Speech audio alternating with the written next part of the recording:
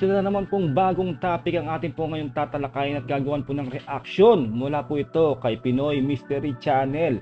Title po nito, naku po, matindi pala ang protektor ng Pogo sa Pilipinas. Kung hindi ka pa nakasubscribe sa akin channel, please subscribe para po ma-update kayo kapag po naglalabas po tayo ng gantong mga reaction video. Road to 100k subscribers na po tayo. Please help me na ma-reach po ang 100k subscribers. Don't forget to subscribe, like this video kung magugustuhan nyo po ang ating reaction video. Sisimulan ko na po to. Let's do this.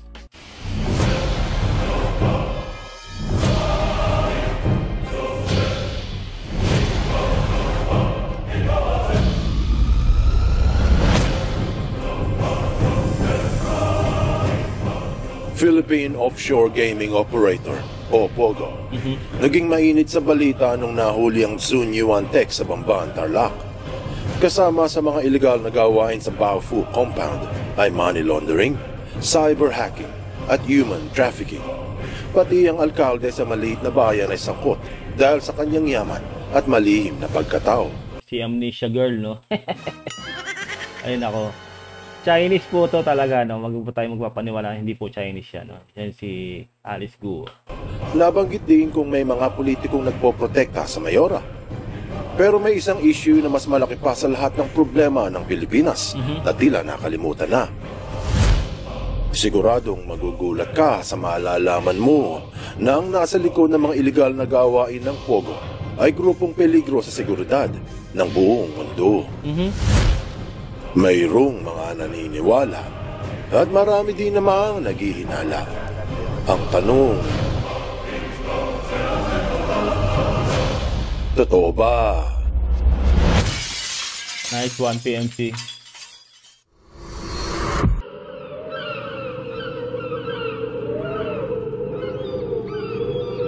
Cambodia.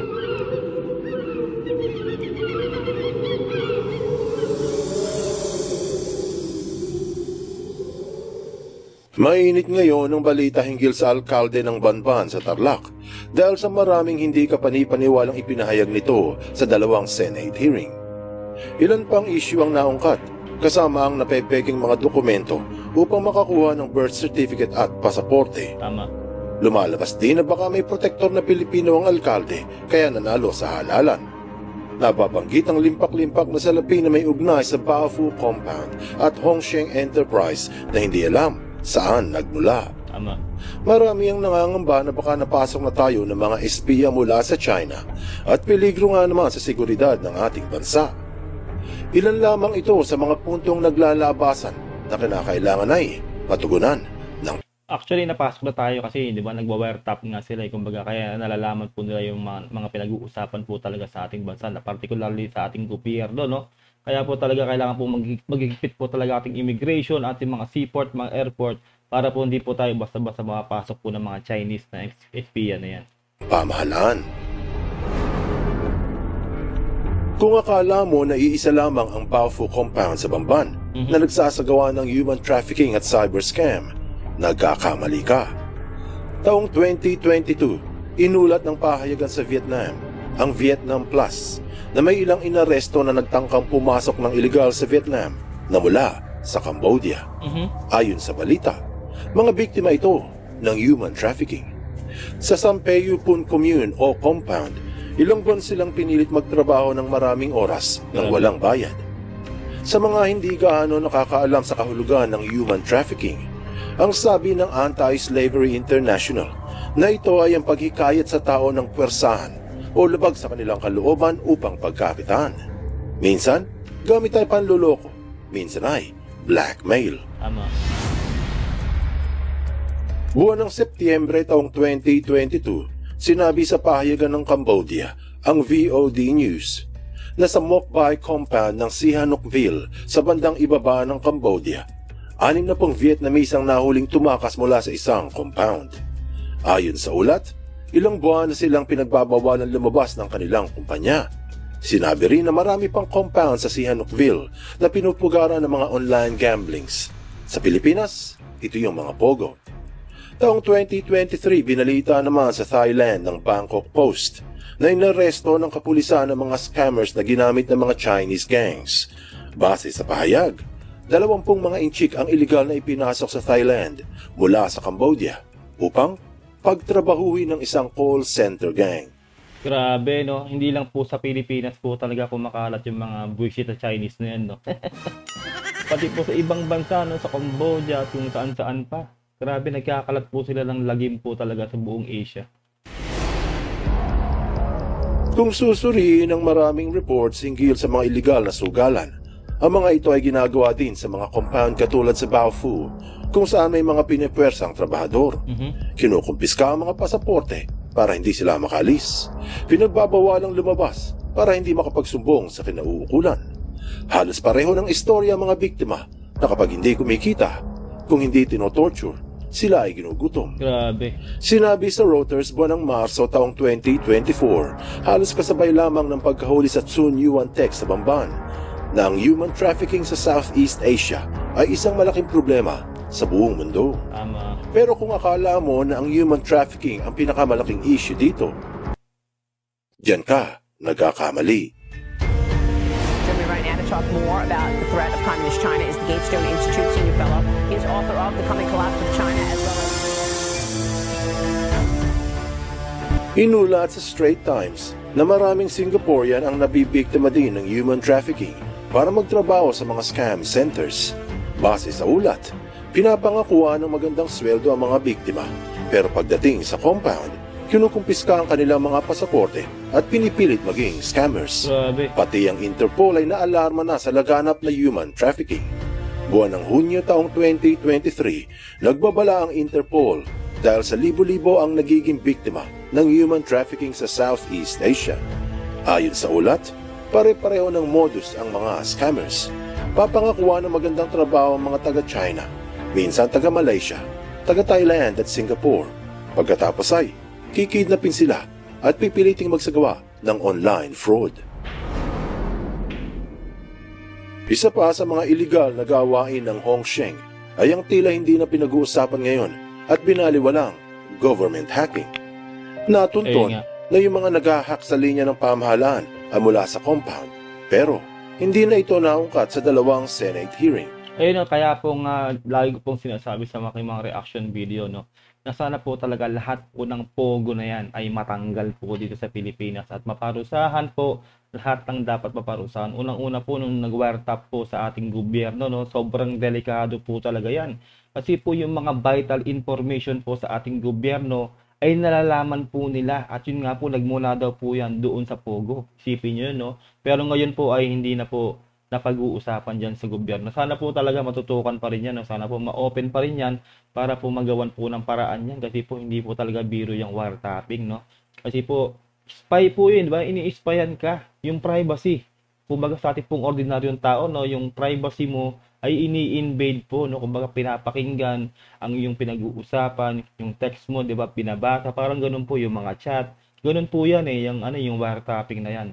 Sana po talaga ay makulong ang dapat makulong at maimbestigahan po to at yun nga sinasabi ko po, no, matanggal po yung pogo na yan sa atin dito sa Pilipinas kasi po isa pong malaki pong malaki pong threat po sa atin yan, no, kasi po dyan po nagsisimula rin talaga yung mga spy po, no, ng China.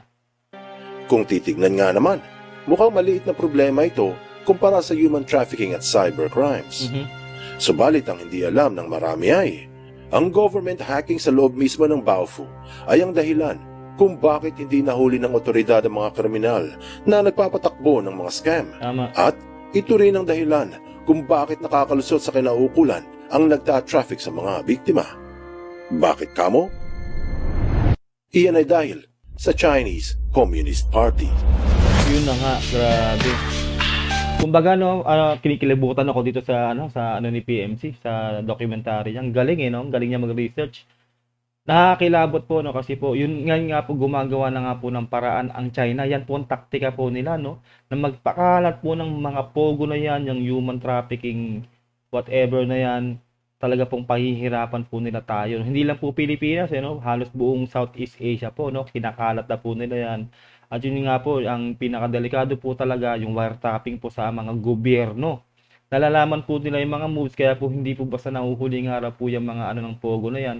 At syempre, pag nakuha po nila yung mga vital information ng gobyerno, yung taktika po makukuha po ng China yan. Kumbaga, bago pa po natin magawa yung napag-usapang plano, ay alam na po nila ang kanilang gagawin kasi po, na-wiretap na po nila o nakuha na po nila yung mga impormasyon na yan. Ganun po ang ginagawa ng siraulong China po na to, no?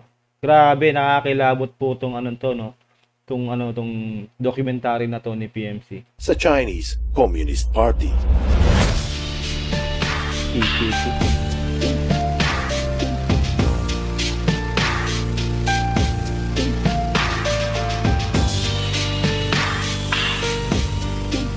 Subscribe po kayo kay PMC. Ang galing. Ano ang kinalaman ng mga komunista sa Baofu Compound?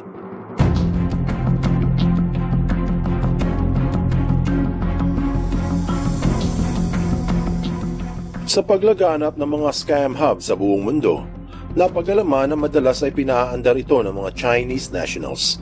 Katulad ng pinahayag sa Radio Free Asia noong taong 2022 na yung mga human trafficking at job scams ay may ugnay sa kasino na nasa Sihanoukville at ito ay pagmamayari ng isang bilyonaryong inchik.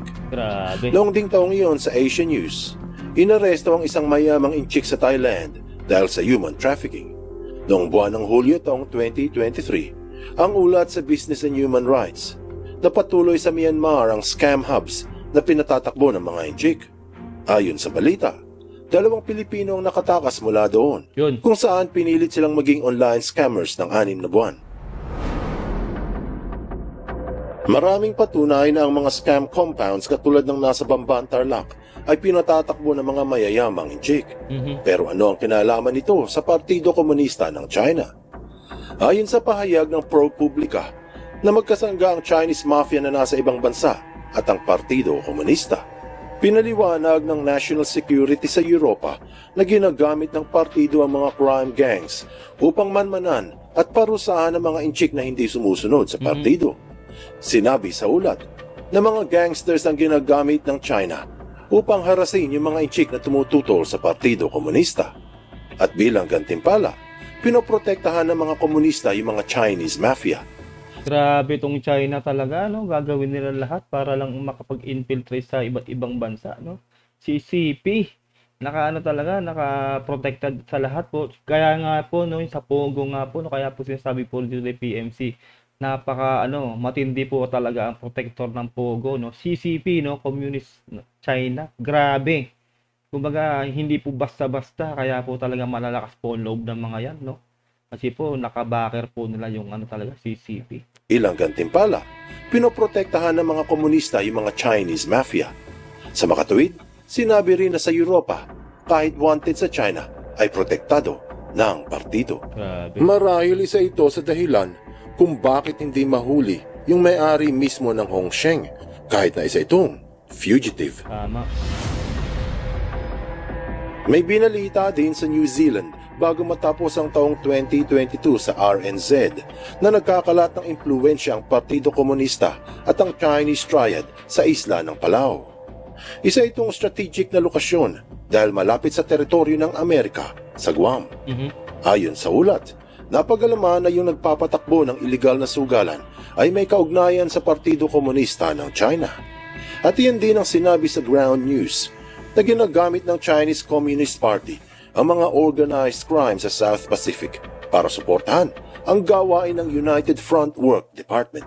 Grabe talaga tong China, no? Kumbaga, lahat po talaga ng kasamaan po talaga halos, no? Ginagawa po talaga nila para lang makapanakop lang po sila ng mga bansa. Yan po ang kanilang strategy talaga at talagang, kumbaga tutuusin, no? Hindi naman po siguro lahat ng ordinaryong Chinese din, no? Kasi mababait naman yung ibang mga Chinese talaga, yung mga ordinaryong mamamayan, no? Pero po talaga yung mga nasa kapangyarihan po talaga, mga sakim po talaga sila, no? Talaga po yung kapangyarihan po nila yung ginagamit po talaga nila para maka-strategize, no? Para makuha o makubkob ang isang bansa ng kursunada po nilang kunin, no? Actually, halos lahat nga po, no? West Philippine Sea, gusto nila, kanila lang, lahat. Lahat po ng ginagawa po nila ay nagpapahirap po sa mga mamamayan ng kahit anong bansa po nakapalibot po dyan sa West Philippine Sea. Ito na nga po yung strategy nila. Yung mga pogo po na yan, no? Yung mga bilyonaryo dyan, talaga po protektado po ng CCP. Kaya naman po talaga malalakas po ang loob po nila no? Kasi po protektado nga po sila, malakas po kasi talaga yung CCP talaga kung tutuusin, no? Talaga pong hindi po talaga maganda po itong ginagawa na to ng China. Kumbaga ngayon po sa sinasabi po dito sa documentary nito ni PMC, nalalaman na po talaga natin kaya po pala sobrang ano ng Pogo, no? Kumbaga parang hindi po sila nahuhuli, lalo na po yung may-ari po talaga, no? Kasi po protector po talaga niyan ay CCP. Ito ay isang sangay ng pamahalang komunista sa China na nagkakalat ng kanilang ideolohiya sa ibang bansa.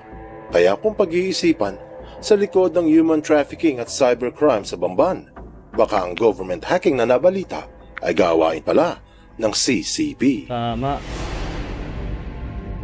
Kumbaga, para bang ginagamit ng mga komunista sa China ang mga sindikatong inchik upang magsagawa ng kanilang espionage. Kaya hindi na nakapagtataka kung bakit kailangan pang ihak ng Baofu ang linya ng pamahalaan sa Pilipinas. Ito pala ang sagot.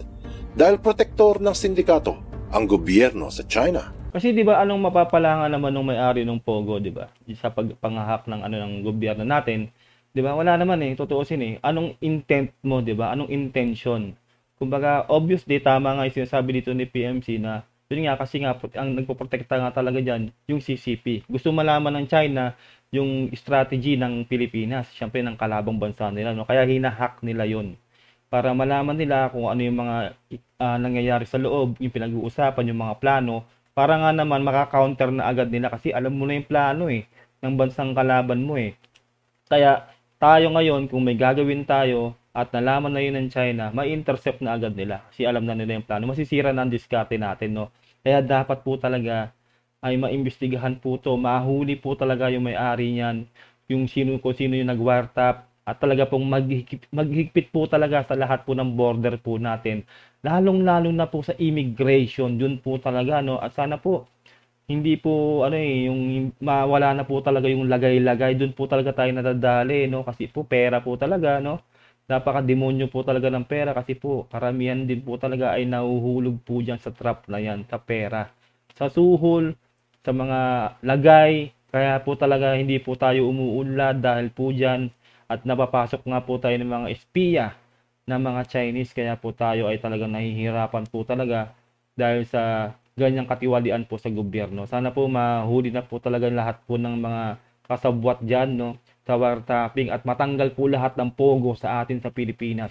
Kasi po talaga po wala naman po tayong napapala dyan sa Pogo na yan. At syempre po meron po tayong hidwaan between China. Kailangan po talaga mag-iingat po ang gobyerno po natin sa kumakalat na napakaraming Chinese po sa ating bansa. Siyempre nga naman, hindi mapagbibintangan ng mga komunista kung ang gagawa ng hack ay mga kriminal. Tama. Tila sila ang nagsasagawa ng dirty laundry para sa partido. At bilang gantimpala, protektado ito gamit ang bilyong-bilyong halaga ng pera. Huwag din kalimutan na ayon sa batas ng mga komunista, ang bawat Chinese nationals at lahat ng korporasyon mula sa mainland China, kahit na nasa iba pang bansa, ay may obligasyong tumulong sa layunin ng partido. Grabe, no? Kumbaga itong presidente nila, si Xi Jinping, demonyo talaga. Grabe, iba siya mag-isip, no? Kumbaga, hindi siya, kumbaga, yun nga, kumbaga, meron siyang slot talaga sa impyerno, no? Kumbaga, buhay pa to, kumbaga, baka maging kanang kamay pa to ni Satalat, Grabe, demonyo talaga, no? Ay nako, darating ang panahon talaga na lulubog din to talaga tong komunistang bansang China na to. Sinabi sa Mint na hangad ng China na maging superpower sa buong mundo, napapalit sa Estados Unidos. Kaya isa sa kanilang instrumento ay ang espionage, gamit ang mga state-sponsored hackers upang humagilap ng mga maselang impormasyon mula sa mga bansang kalaban nito. So ito, no, 'di ba, nagawan po natin ng reaction video tungkol sa TikTok na app. So ngayon, alam nyo na kung bakit maraming bansa, malalaking bansa ang nag-ban po sa TikTok dahil din po dito. 'Di ba? Dahil po sa TikTok ay pwede rin po ma-spyan po, no, ang mga bansa na 'yan, no, tulad ng US. Marami na po nag-ban sa nag-ban sa TikTok kasi po ang TikTok po ay nagmamay-ari po niyan ay Communist Party po ng China. Real talk po yan, at yung ByteDance po ay Chinese company po yan. Kaya nga po malaking nakasuhan po na yan, no, sa iba't ibang bansa, at naban na po ang TikTok sa iba't ibang bansa. Kaya nga po yung nagsusulong po na iban po ang TikTok at lahat po ng Chinese app dito po sa atin sa Pilipinas ay suportahan po natin yan na maban po yung TikTok, kasi po napakadelikado po ng app na yan. Lahat po ng impormasyon ay pwede pong makuha sa ating mga cellphone, sa ating mga gadget. Marami po talaga. At talaga pong sobrang delikado. Ngayon po, sana po, ito po magsilbing aral po to, tong dokumentaryo na to ni PMC, na mag-uninstall na po kayo ng TikTok. Lahat po ng ng China ay kung maaari po, kung kaya po nating wag tangkilikin, ay wag na po natin talaga tangkilikin. Kasi po wala pong maganda pong maidudulot po sa atin tong China, no, tong mga ng China, kasi nga ini-spyan po ang lahat po ng bansang kalaban po nila. 'Di ba? Hindi man po natin ramdam, kala po natin, 'di ba, na masaya po mag-TikTok, nalilibang po tayo, pero hindi po natin alam pagdating po ng huli, tayo po ang mahihirapan po dito. Tayo po ang kawawa dahil po nagagawa na po tayo ng paraan ng China na masakop talaga, dahil sa mga app po nila na yon ay pwede po sila makakuha po ng mga vital information tungkol sa ating bansa. Kagaya ng ipinahayag ng Justice Department sa Amerika noong lang Marso 2024 na 7 hackers na may ugnay sa China ang kinasuhan. Ayon sa ulat, ang target ng mga hack ay mga politiko at negosyanteng tumututol sa China. Siguro ito din ang nasa likod ng government hacking na naganap sa Tarlac upang makahagilap ng maselang impormasyon na pwedeng gamitin laban sa Pilipinas. Tama. Yun nga po, no? Talaga, para talagang gusto ko talaga na mawala po yan. Sana magawa ng paraan, no? Yung Pogo, mawala yan. At yung mga Chinese po talaga ay maimbestigahan. Dito po sa kumakalat po, napakarami na nga po talaga ng Chinese sa atin, no? Yung iba naman legit na talagang matagal na rin po talaga, na talagang hindi po rito, no, sa na to. Pero po kailangan po talaga maghigpit Kailangan talaga maghigpit, kasi po unang-una po meron po tayong tension na na nangyayari tungkol sa China at ng Pilipinas po, no. Kailangan po maghigpit ng ating gobyerno, no. Lahat po dapat ay imbestigahan, kung sino po dapat parusahan ay parusahan. Kung maaari po ay pa-deport po yung hindi, maaari nga mas maganda wag na silang i-deport, ikulong, no, para mabigyan po tayo ng hustisya dito po sa ginagawa na po ng CCP sa atin, no. Yung mga Chinese na lalo na illegal na gumagawa ng mga katarantaduhan po sa bansa natin, sana rin po ay makakulong po lahat po yan, no. Makabawi man lang po tayo dahil po inaapi po ang ating mga mangingisda po sa West Philippine Sea, sa Baho de Masinloc, no. Bawi-bawi lang po yan. Sana po makabawi po tayo. Hindi po dapat na talaga po tayo ay lang dito na magpapasawalang bahala lang, no. Diretso po natin. Anong aral ang mapupulot dito? Maraming issue ang lumabas ng hinuli ang Pogo sa Bamban, Tarlac. Tama. Money laundering, cyber hacking, at human trafficking na nangyayari na din pala sa maraming bansa. Tila ginagamit ng China ang mga masasamang elemento ng lipunan upang magtagumpay ito sa kanilang layunin na maging pinakamalakas na superpower sa buong mundo. Kaya kailangang bigyan ng pansin sa Pilipinas ang government hacking sa Baofu. Kung hindi, maraming Pilipino siguradong mapapasok sa peligro, lalo na yung kumukontra sa partido. Tama. Ayun lang po, no. Sana po nagustuhan nyo po ang ating reaction video at mag-subscribe po kayo sa channel po ni Pinoy Mystery Channel. Ilalagay ko po ang link ng kanyang video sa description para po makapag-subscribe po kayo, at huwag nyo sanang kalilimutan na mag-subscribe po sa ating channel para po ma-update po kayo palagi kapag po may bago po tayong upload na reaction video dito po sa ating channel. Huwag nyo po sanang kalilimutan na mag-like sa ating video kung nagustuhan nyo po ang ating reaction video. Ingat po kayo lahat. Until next time, God bless and peace out. Bye.